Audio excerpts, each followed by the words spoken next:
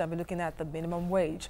For many Nigerians, the year has not started on a good note. With the recent price hike of fuel in parts of the country, unpaid salaries and general high cost of living, workers say the current minimum wage can no longer sustain them. Now, the federal government last year set up a committee to review the national minimum wage. That committee, according to the Minister of Labour and Productivity, crises, will submit its report by the third quarter of the year, and an agreed national minimum wage will come into effect by the end of the year. But already, organised labour is kicking against the end of the year announcement. They say the new minimum wage will be announced earlier than the third quarter, as stated by the minister. Now, some state governors are also appealing that states be allowed to negotiate with workers on a suitable wage they can afford to pay. But the Minister of Labour, crises, will have none of it. He says the new minimum wage, when approved, would be binding on all states. All right, we have joining us at this time public affairs commentator Lekon Shote to look at all of this. Thank you for joining us and good morning. Good morning. Yes, they are yet to agree, but already there are so many issues surrounding the negotiation of the new minimum wage. Is it even good enough? It's not good enough. 56,000 naira, it's not good enough. Even the 98,000 naira that was kind of hinted at about 2 years ago, 2016, is also not good enough. And let me be straight with you. Anybody in Nigeria who is earning anything less than 500,000 naira in a month is barely living.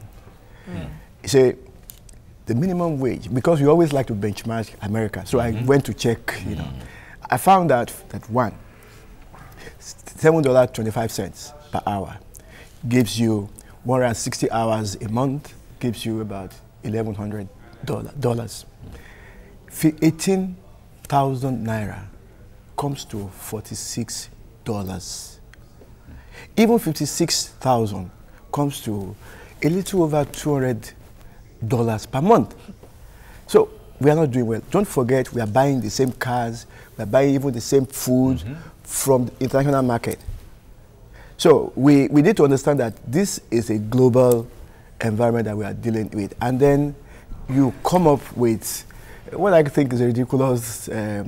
I know we need to run the economy well, you know, and in fact that's how I hope we'll be able to dwell on that, you know. But it's simply not enough. Let's be realistic. You look at the cost of living index, you just see that there's no way, if they are not stealing, if they are not doing anything untoward, there's no way anybody can live on 18,000 naira in a month. It's not possible. Now, let's look at the process.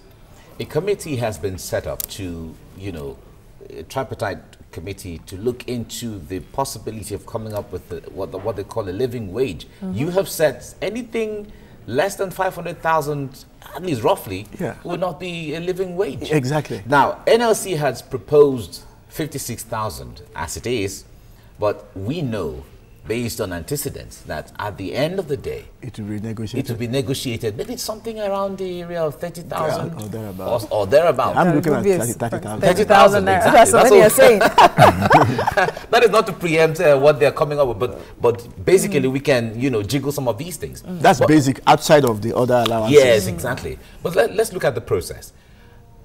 The Minister of Labour has said that sometime this year there will be a new minimum wage, but we all know that it is going to take a long process, because by the time the committee comes up with their report and submit to the president, he has to look through and send it as a bill to the National Assembly for it to be passed. Are we really practically looking at a new minimum wage in 2018, as the minister said? If you ask me, actually, you know, this thing we have been discussing this for the past 2 years now, 2016, and nothing has come up. Now, 2018, somebody said 2019 has arrived very early, so there is election time, and so we ought to be saying the right things, and I think this is what this is all about. And then for the minister to have said, well, before the end of the year, that was like, you know, something non-committal. And then the Labour College said, no, this thing must be done within the third quarter. You know, so I'd like to see how that plays out, but I'm not too, you know, optimistic. But really, you'd wonder what they would be discussing that would take that long to agree on, since governors are represented there, Labour, and so you wonder really, is it an attempt? Do you suspect it could be an attempt just to push it even further? Because it means, because the big question is, will they backdate? Once they agree, will they backdate the payment? Well, I don't know about it. I don't think they will backdate. I don't think so. Because meaning that Nigerian workers will still because they will suffer have to pay the third areas like we did with Doji in the 70s, and then we just messed up the economy. You know, I'm not sure that will be done. I just think it's a way of pushing it ahead, and then especially this year making it an election issue somewhat that we will something of tied it's around just like the campaign. president's October. I mean January 1 statement. He kept telling us he will give us railway lines. He will give us power plants after 2021, 2019. Yes, so it's like, let's just stay the course, vote me in again. I promise I will do these things. You know, we need to understand something. Labor, wages is a national, it's on the federal executive exclusive list, and that's terrible, because I just heard your guest saying, you know, a few moments ago that the price of petroleum products should not have to be uniform. The same way the price of cow is not in Lagos, it's not the same as in Kaduna or wherever else. You understand? Therefore, for me, we need to look at our constitution again. I think it's time for us to review. Well, I remember there were suggestions sometimes to take the minimum wage issue out of the exclusive list, and Labour said no, it has to be left there. Okay, then they stew in their own soup. You see, for me, again, like I said, because we always benchmark America, I went to check up. There are states in America whose minimum wage is lower than the federal minimum wage. Okay. There are some states whose minimum wage is higher than the federal minimum wage. And there are some states that have the same, even there are about 2 states that don't even have minimum wage. At all, exactly. They just quiet, you know, and let it anybody, you know. Yeah, you know, it's like you can be a free agent and resolve it. We need to be realistic. If the cost of fuel in Port Harcourt, you want to compel it to be the same as the price in Maiduguri, something is wrong. I think our states, in any case, it's a very cumbersome process to change anything in the Constitution. 2/3, 4/5 of members of 2/3 of the states have to ratify. Exactly. And then the federal government has to agree. And so it's a whole... Okay, yeah, then would you accept or agree with what the governors are asking for, that they should be given the right and opportunity to negotiate with their workers, that's what I'm so saying. that they can, you know, chart something that they can afford? That's why because that's another issue. Exactly. Why would you approve an amount that, at the end of the day, some states won't be able to afford, and then you have backlog of salaries as it is now? And I think that's what I actually am saying, that let the states negotiate. You know, let the states. I know that some states, especially the southwestern states, a lot of people who work in some of these southwestern states are not from those states. You know, the condition of service is favorable to them, so they stay rather than stay in their own home states. It happens in the southwest a lot. Look at Lagos State. A lot of people are from Ogun State. Other states. True. You know, so let people make up their mind, negotiate. You know, I think it's unfair to want to insist. I understand, well, you know, let's have a minimum wage and all that, but it's not going to work. Yeah, but the minister, and that is why I think the minister is trying to say, well, let's have a tripartite. Let's call governments. Let's call labor. Let's also call the employers to come and sit at the round table, that we can't do this by ourselves. But I'd rather this thing was decentralized, let each person find his own level, rather than compel states that have been disenfranchised, that are not going to make any income. Do you understand? The way the Constitution is, it has made the state governments extremely, shall I say, moribund. So they have to wait for the freebie from Abuja every month. And so until they get it, I'm sure you heard about the last tranche of I think we discussed it The here. Paris Club.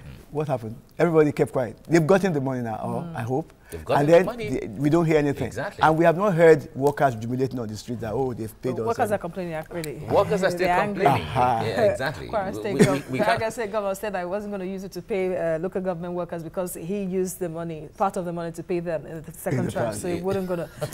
But are they being owed or not? They have been owed, of course. They have been owed, and they continue. Same story. I think you heard about some states in the north. Somebody got a sack letter and he slumped. Kogi State. Was in Kogi State. This is something is happening in Kogi State. Yeah, exactly. A lot is happening in Kogi State. Hangings and stuff. Now, when the Minister of Labour, Chris Ngige, said the new minimum wage will be binding on states. Yeah. And we have the state governors represented on that committee. Yeah. And we're not hearing, any dissenting voice. Exactly. Now. Body languages now. Mike. So, Section 1 of the Constitution says the Constitution, whatever is binding on every government, every individual in Nigeria.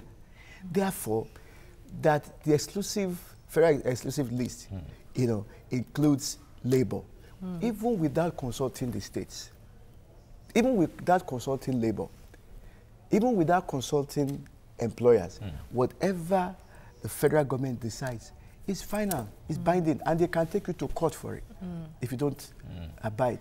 Well, isn't that why we're having so many crises, really, in so many sectors? Because the federal government is there, collects all the money being made by the states. Exactly. And it's just comfortable. And then the states that are making the money get to just get a fraction exactly. to pay their workers and do, carry out projects, really, it's incredible. every time. It's incredible how we think we can run a federal system with a unitary financial style of things. It's incredible. And until we actually decide to do the right thing, we will continue to have this. All right, let's face it a little more practical. Now, if this new minimum wage is going to be binding on states, what scenarios are going to play out when the new minimum wage takes off? And the one we have right now, states are still owing a lot of salaries. And many of the states are still owing salaries, are still owing debts. What kind of scenarios will play out? What I expect is that some state governors are going to not be able to pay it. And then there's going to be series of strike actions, sit at homes and all that. Because the workers will insist that, after all, the federal government called you into the negotiation. 5 of the state governors or so, were called into this, representing, the other governors.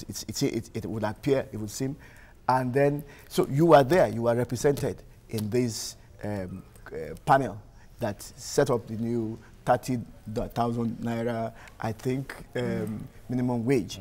Or 50,000 naira. That's hopeful. Well, I see. I'm hoping that they will make it that 56 or even the 98. Or 100,000 naira. Yeah, it's something like that. Let's start from somewhere. So I like to think that a lot of states, including private companies, will not be able to pay. And that, let's look at the possibility, on the side. I mean, maybe that should be another question the state governments should be asking from the federal government that, with the approval of upward review, of course, of the minimum wage, would it mean that you are going to increase the allocation of the states? The federal government will also be paying the minimum wage. So everything cancels out. For states that are seen not to be economically viable, or the governments are not even doing anything to generate Don't funds forget, internally. I recall early 2016, the Minister for Finance, Mrs. Kemi Adeosun, told us that the federal government is taking a loan to pay salaries, And I have not heard anything contrary to that. And if you look at this 2018 budget that is proposed, a lot of it is financed by deficit. About 1/4 of the budget. But the price of crude oil is appreciated in the international market. Somehow, they've told us some nice information that foreign reserve is now about $40 billion, which is okay. But how does it translate that you keep money somewhere? How does it translate? How does it improve my life? And especially when they say the money is in the excess crude account, half of it has been removed to take care of security in okay, in the country. In the country, not okay, no, they have edited that. They have explained it. Edited. Yes. Yeah. I think that's our language. I think I like that. I like that one. It's been edited. Okay, exactly. across Nigeria. The statement came out for Northeast, but it was edited. Yeah, exactly. So I think, but seriously, see, I'm worried that our macroeconomic policies don't seem to be addressing the problems. Even if we have, shall we say, a cumbersome constitution, I'm sure if you look at chapter 2 of the Constitution, it looks like the economy, the politics and everything, and it tells us what governments ought to be doing in Nigeria.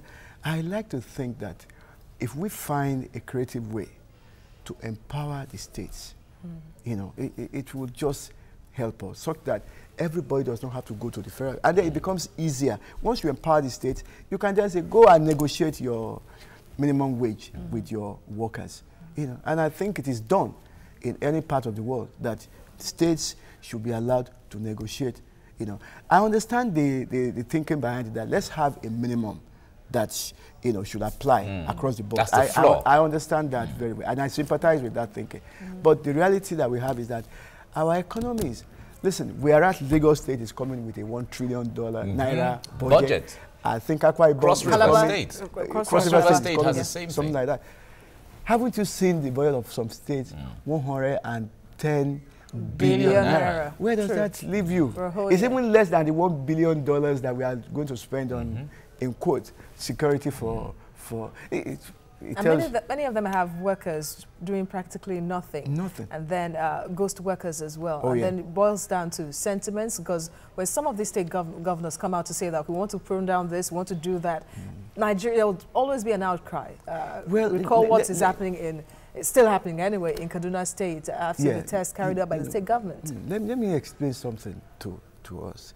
You see, those of us who read economic textbooks in the 60s, 70s, we got the impression that governments also have a social obligation to provide employment for people.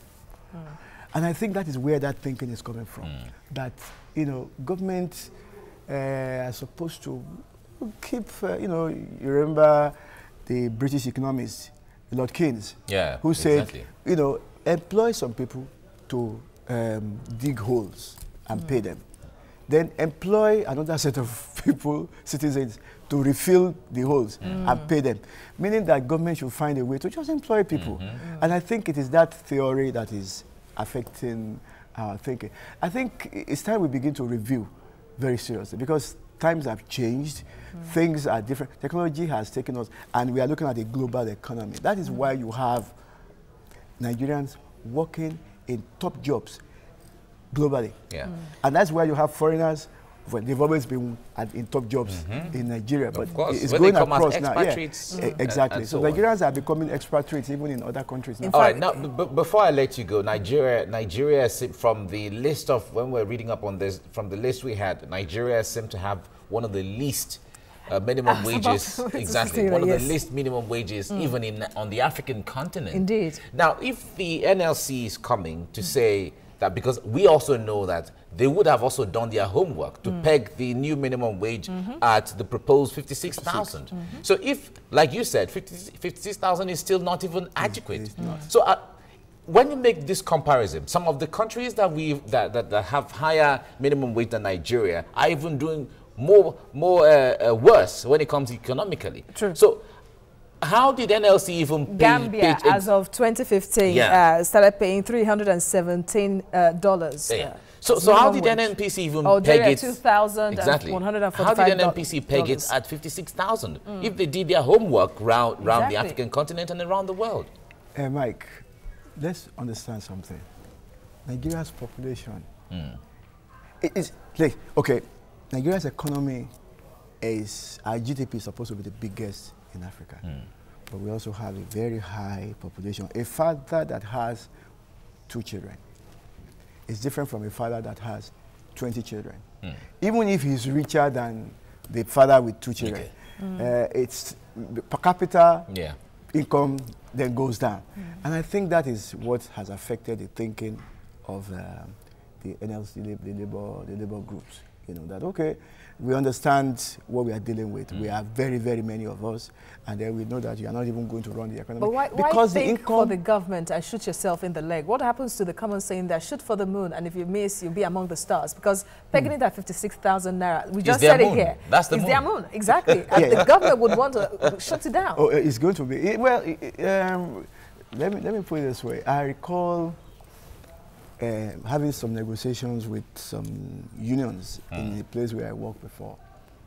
And their leader, I called him into a private session. I said, listen, this is our financials. This is our costing. This is how it goes. I hope you believe me. Just look at this and tell me what I can shave off in terms of costs. You and I, you are a professional, just talk to me. Let me also talk to you. And we kept looking at it. It is not impossible that government may have had some one-on-one with some of these people. Okay. Don't forget, governments find a way to compromise labor sometimes to bribe them, as a matter of fact. You know, Divide and so rule. it's not impossible. All right, we have to leave you here now. Lekon Sote, thank you so much for coming on the program. Thank you very much. Thank you.